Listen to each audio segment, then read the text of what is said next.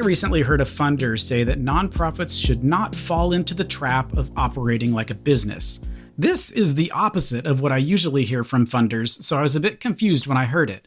What do you think was meant by this? Yeah, it's kind of interesting, right? We've talked about this before, Andy, where we get all the people who say, oh, nonprofits need to operate more like a business. And so this is actually totally counter to that. So I think not knowing as much about this, not knowing this funder's background, and sounds like they might actually really understand and know nonprofits and understand the differences. So I think that oftentimes, the reason, kind of the counter to when someone says, okay, a nonprofit should operate like a business, they're looking for efficiency, and what they mean is sort of efficiency and, let's be smart about finances, and let's kind of just be focused. And it's also sort of, there's a lot of implications that come with that are, okay, there's a lot of resources like that businesses may have that nonprofits don't always have the luxury of having, because of donors who want to restrict funding to programs and not to operations, or unrestricted, or some of the supports that maybe are baked into business that nonprofits don't have. But that's sort of where, when you talk to, when you think about people who use the traditional argument of nonprofits should operate like businesses, it comes from that sort of mindset. But when you flip it, I think this funder might be thinking about the fact that, nonprofits really have a variety of stakeholders, and they have more than just making money for shareholders or for the company owner, or they have multiple missions. There's sort of it's not multiple missions. They have one mission, but it's like a double or triple bottom line, right? It's okay, we need to be long-term sustainable so we can, but we have also our eye on, we need to have the biggest impact, social impact as possible, whatever our mission is. And then sometimes you'll hear people talk about the environmental impact of whether it truly means kind of true, pure environment sustainability, or just environmental impact on the larger community. And so I think that funder may be actually referring to, it's not as simple as business people might think. We actually need to make sure that we are not just in it for the money and for the efficiency, because sometimes this work isn't efficient, and sometimes it's not about money. I'm sure, Andy, you've worked with organizations where they've done the matrix, or assessed their profitability, oh, this item is profitable, but and doesn't have much impact, or this item is not profitable at all, we're losing money, but the impact of what we're trying to do to move the dial is huge, and so we are consciously going to make a decision to keep that and figure out other ways to support that effort and not fund that or do whatever. And so that's the stuff businesses aren't dealing with, that I'm going to assume that this funder is thinking about. And so hats off to the funder for saying it, because we need to talk more about this and share more of this for all of the people who like to get on their, their pulpit and their high horse and sit there and tell you as a nonprofit, as they shake their hand and wave their finger at you, right? Act more like a business. I mean, I don't think what we're saying here is that there's any reason, I think there's a clear distinction between doing business practice as well, versus losing sight of mission. And I think, nonprofits do need solid money management, and they do need, measurable outcomes and efficiencies and professionalization. Nonprofits do need that. We're not saying that should be forgotten, but I think we're saying it's much more complicated than just that, because otherwise everyone would be saying this is a walk in the park compared to what they're doing. So that's my 2 cents. How about you? Yeah, I mean, we've talked about that. What does that actually mean? Run your nonprofit like a business. And then you hear the opposite. And I think it's maybe we need to define our terms, because we can't do both and neither at the same time. That's really hard to do. You're right. I think the intent of the more like a business is you need HR policies, and you need to pay attention to regulations and do things correctly and appropriately. That's what they mean there. But then the funder wants to make sure, just exactly like you said, that you're not just chasing money because that's where the money is. So we talk about this one all the time too, is that for-profit businesses are always trying to confuse people into thinking that they're in it for some social purpose. The reason that they're doing what they're doing is to make the world a better place. And that's just PR and marketing nonsense. They're not there for that at all. They're there to generate revenue for shareholders. And they're there to do that in the most vicious way that they possibly can, including firing people when it's necessary and whatever horrible things most for-profits do just to make more money. And nonprofits we're not for that. That's not what we do. We're specifically organized to serve a social purpose, and that's what we're supposed to do. And in many cases, going after donor dollars because it's money and you can make money doing this is completely opposite of what your mission is supposed to be, because you're supposed to be doing things that are specifically related to your mission. So I think that's the big difference, is like focus on the mission, not the money. I think if you were going to say it a different way, that's probably what I would say. But there's lots of other things that, go along with it, which is why every time a board member says you need to run this place more like a business, like those of us that have done this for a while, like all the hair on the back of our neck stands up and we start to growl. I mean, it's like, you just please stop saying that. It doesn't make any sense. Nonprofit governance. Nonprofit answers. Nonprofit board. Nonprofit management. Nonprofit marketing. Nonprofit resources. Welcome to Nonprofit Everything, the podcast where hosts Andy Shurick and Stacey Wedding answer your questions about all things nonprofit. Hey everyone, welcome to Nonprofit Everything. We're so glad to have you back. I'm Stacey Wedding, and I'm here with my fabulous co-host Andy Shurick, and we're so glad you joined us for another episode. You're in for a treat today. As always, we bring to you the questions you bring to us. And so we got some good ones, and we're appreciative of everyone who sends over the questions, because it is what powers this podcast. So as a reminder, before you skip past this or jump into today's episode, please share with us your question. No matter how small, how large, how drama-packed, how dull and boring, we don't care. We just want to answer your questions. So you can do that by visiting us on social, going to questions@nonprofiteverything.com, or going to nonprofiteverything.com, clicking on the questions button. There's also a place you can email. That is questions@nonprofiteverything.com, isn't it, Andy? Yep. Yeah. Okay. So I did say that right. Cool. Anyways, we just want to say whatever you're wrestling with, board drama, chasing grants, trying to keep the lights on, we have got your back, and we appreciate you listening. So let's dive into today's episode.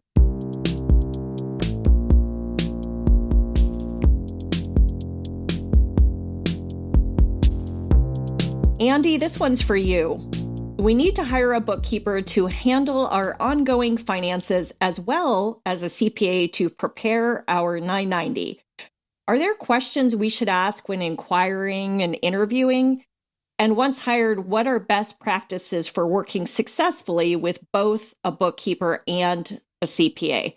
This is new to us, and we want to do it right since we are spending our limited organizational resources. Yeah, that's a hard one, isn't it? You finally have to hire somebody and you're like, I don't actually know enough to know what to ask.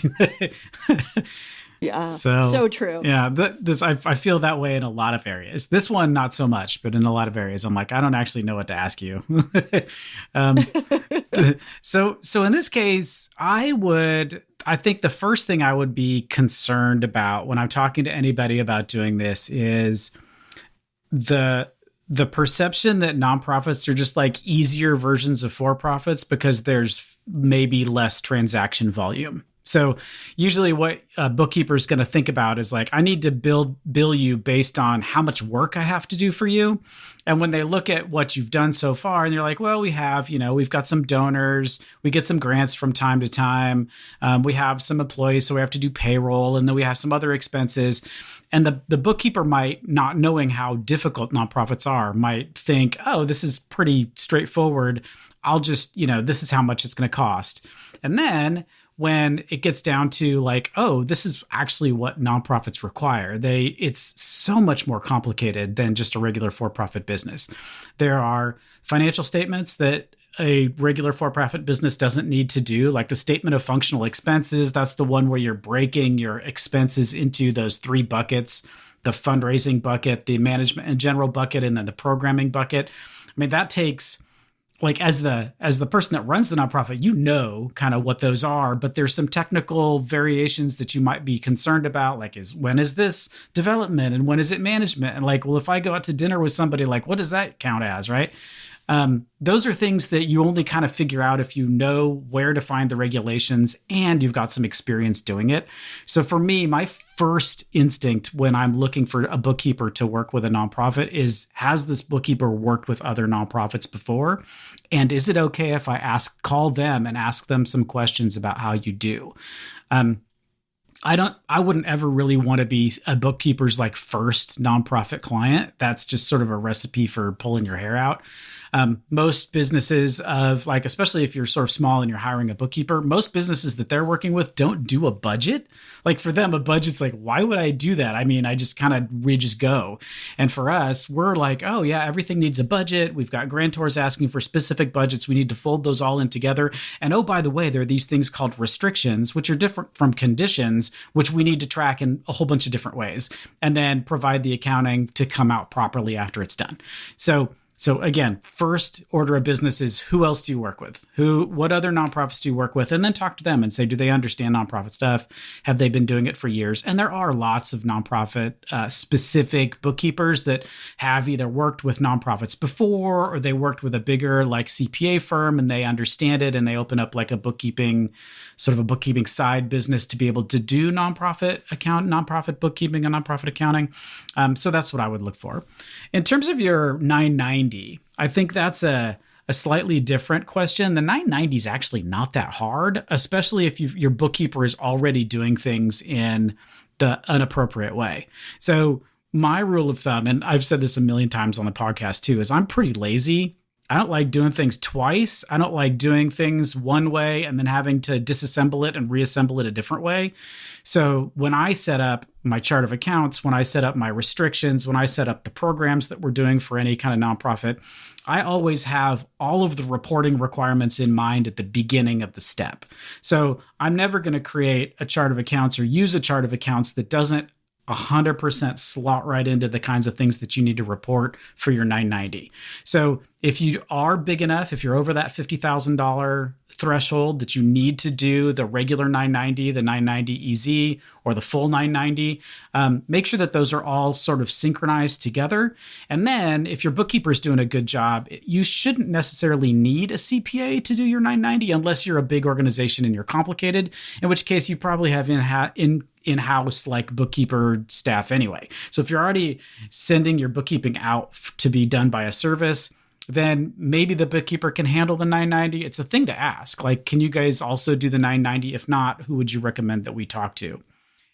Do you think, Andy, related to sort of best practices, and particularly for an organization that maybe isn't financially savvy or well-versed, and they're hiring that bookkeeper, and you talk about, okay, are we your first nonprofit client? But also, like, do you do nonprofit work, or do you have, how have you found it to be different working for nonprofits than for-profits? Like, for someone who is inexperienced that is interviewing someone, I think it can feel intimidating because they don't know what they don't know. So, like the person on the other end could say a bunch of stuff and it might be like, okay, like, I don't know if I get that. So do you feel like it's incumbent on the vendor being interviewed to try to explain it then to the person, or that you just sort of put your hands up and say, I'm trusting the best because I got other referrals, I got other recommendations, and this person seems to know what they're talking about? Does that make sense, what I'm asking? Yeah, it does. It does. I mean, I think for me, I'd check references, because you don't you shouldn't need to be an expert on something to determine whether or not somebody that's supposed to be the expert is actually an expert. Like that seems like a lot of, you might as well do it yourself if you're going to do all the work to figure it all out. So I just lean on the references. And it's just like you're hiring an employee and they're coming in and they say, oh, I know how to do all these things. You're like, okay, I'm going to talk to your mom and find out for sure.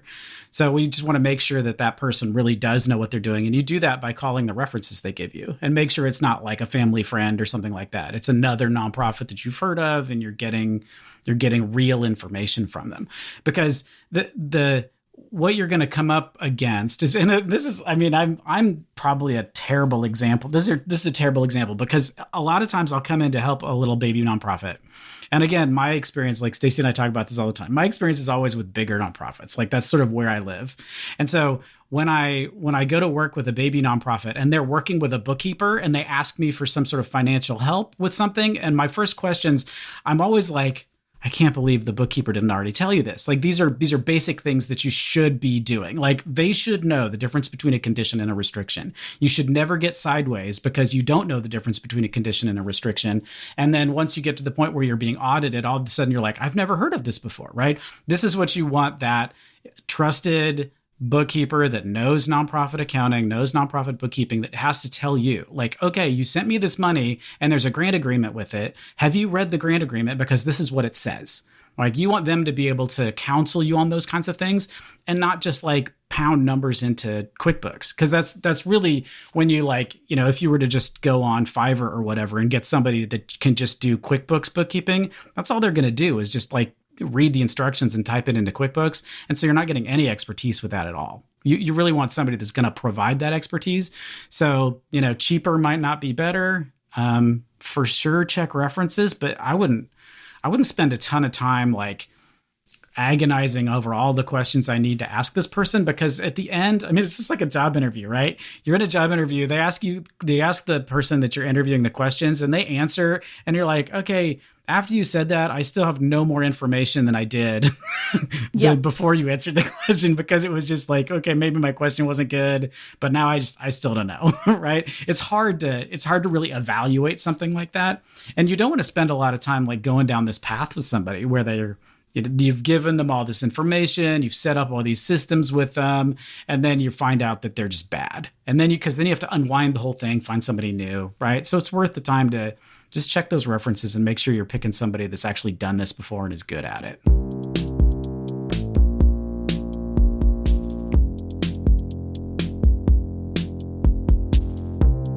Okay, Stacey, this is a Stacey question. 2 of our trustees are very hard to communicate and engage with due to their heavy work schedules. They're incredibly committed to our work because years ago they were beneficiaries of our services, and they're now successful.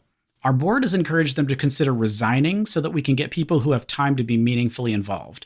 They're very offended by that and refuse to do so. What do we do about handling trustees who are not engaged? It's a great question, but first I have to just react to they are very offended and refuse to do so, because ultimately that is not their call. So I just got to start by saying, you don't get to say, I refuse to step off the board. Now, it sounds like the board was trying to be friendly about it and encourage them perhaps to think about something else. But it's kind of just struck me as funny. You can't, for anyone listening, you can vote to actually, in accordance with your bylaws, get somebody off of your board. So anyways, it's not their choice. Okay. It's like firing an employee who says, I refuse to be fired. I mean, it just kind of makes me laugh. So, okay. I went on my little side note. So yeah, board engagement is tough. It's especially tough in a situation like this. I mean, it's challenging in general. And then when you have 2 people who were beneficiaries, who have truly like done a turnaround, like helped build their life and become successful, like you talk about, and now they're not as engaged as you need them to be, it gets challenging. And so I always like to encourage organizations to think about, do you have any sort of rules of engagement or like, board expectations around what engagement looks like, and were those communicated? And if they were, then what accountability are you doing along the way instead of just waiting until at some point everyone's fed up, which is kind of what it sounds like. And now you're like, hey, we're suggesting you consider resigning. That's like going from 0 to 180. And I think a lot of organizations make this mistake because they're thinking that, they need to do something about these unengaged board members, but instead it's a completely offensive thing because there's been no communication about it along the way or at all. So it starts with clear expectations, and then those clear expectations getting followed up if it's not being met along the way. It looks something like this. The first outreach is a friendly outreach where you say, hey, you haven't been as engaged as usual, or, attending meetings or whatever it is, getting specific with them. Is everything okay with you? Because it is about caring about the person too. And maybe there's some other stuff going on. It doesn't start with a really confrontational conversation. It starts with a checking in and saying, we really miss your voice, right? We really miss your voice and your engagement. So is there a way you could, do you think your schedule is going to allow, and whatever's going on in your world is going to allow for you to be able to be more engaged in the coming months? And so you sort of do a soft ask at that point, and that gives them the chance to either bow out gracefully or course correct. And then if it doesn't improve from there, now you've already done sort of the soft conversation, and now you move to the, hey, it really feels like this is not, not a good fit for you right now. I know we talked about this a few months ago, and we still just are really hoping, we want you engaged, but perhaps a board seat is not the seat. So is there another opportunity for you to engage with us? Maybe there's another thing that is less time demanding. Maybe you can serve on a committee. Maybe you can come help us with our annual fundraiser or whatever. So it's making them your partner and helping you figure out how they can best engage. And so by doing that, instead of a authoritative, rude, confrontational way, it's about sharing kind of the impact on the organization and just being kind about it, but saying we need to kind of explore some other options.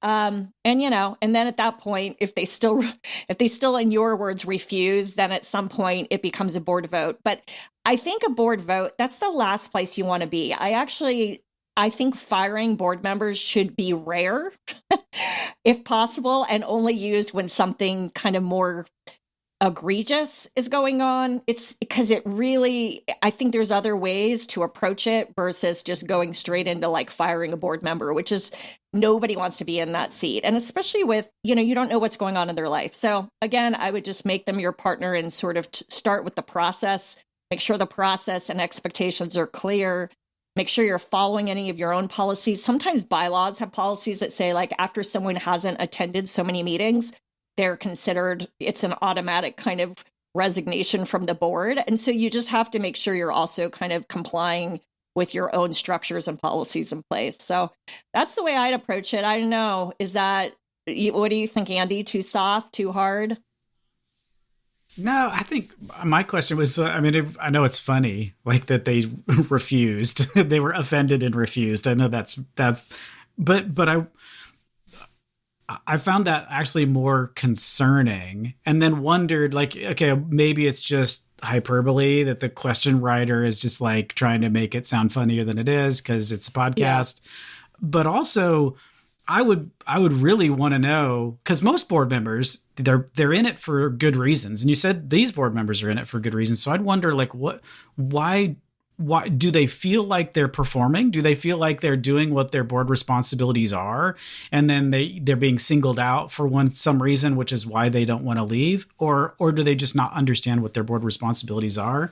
And do you think there's an opportunity for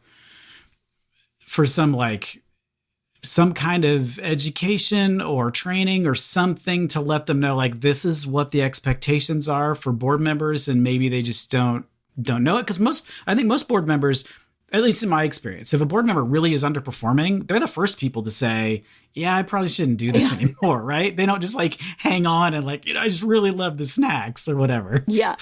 Yeah. I don't know, Andy. I have Okay, so on the board education piece, yes, I think this is always room to sort of remind, refresh, figure out what's the root of the issue here, and is it, what is it that's kind of making the board members A, not as available, but B, how do they think they're performing? So I think that's a really great point. I do think, though, you would be surprised, and maybe you worked with better boards than I have. I find a lot of boards, you find these kind of missing in action and unengaged board members that don't actually get off of the board and don't realize they somehow feel like just they're, I don't know what they think, but maybe they think that just having their name tied to the board or somehow helps. And so as a result, I think a lot of them end up, because there's no accountability baked in, they stay around. And sometimes they feel like they don't want to, particularly if like a founder-led organization, if that founder recruited the board member. You see this often where the board member stays on just because they feel this allegiance to the founder and they feel bad. They don't want to say like, founder, you're my friend and I think the world of you and I don't want to disappoint you by letting you go. Versus if someone brings up and opens the door for them to do it, I find opening the door is like the best, most graceful way to get people out of it on a one-on-one conversation, right? It's like someone goes, "Oh, I'm so glad you brought." That's what you hear most of the time, right? Like it's like sigh of relief. Whew. Like, good, I don't have to hold on anymore. You're calling my bluff, right? Yeah. Do people do like board self-assessments? Oh, still? yes. Is that something that you've seen? Yeah, it's still because it feels like that could be a tool, right? Like if they're being honest about it and the questions are written in a certain way that you could say like, I think I'm adding productive, like whatever. I don't know what you'd write, but something that would give the board members sort of a clue that like, these are what the expectations are. And they can sort of self-select out if it's not. I love board self-assessments and I definitely use that as a tool in my toolkit. I think the pros and cons are, again, if a board, it's kind of part of the package deal, I guess is what I would say. So if you do a board self-assessment, but you haven't done a good job with communicating that there are expectations and responsibilities, what those are, and you haven't reminded people of it, it's very easy for people to give themselves a higher score than probably what they deserve because that's not kind of baked into the culture. So I always say these things are kind of like you got to hit it on several cylinders. Like it's not a one and done. It's kind of a figure out how you do that whole package. So that, and the other thing is I think we sometimes think, oh, we gave the board expectations. Someone came on the board. Here's your board expectations, or here's what we need you to do for us. And we think saying it once to them is enough. And it's not. Like the one thing I am constantly, and I have to remind myself of this, like it takes repetition and it takes not, you're not sitting here trying to beat someone up over it, but you're trying to say as a reminder. And like I always say, at least annually, there should be some kind of just a check-in reminder. This is what you're all sort of signed up to do. And you don't have to belabor it, but you do need to like remind people. It's easy to forget, right? You just get an autopilot.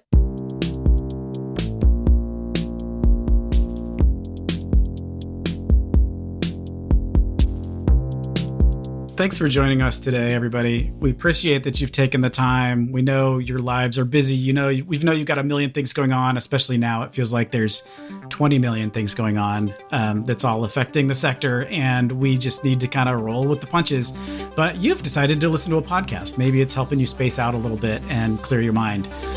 This episode is dropping right before Thanksgiving, so if you're listening to this when it drops on Wednesday, happy Thanksgiving, and Stacey and I will see you in 2 weeks.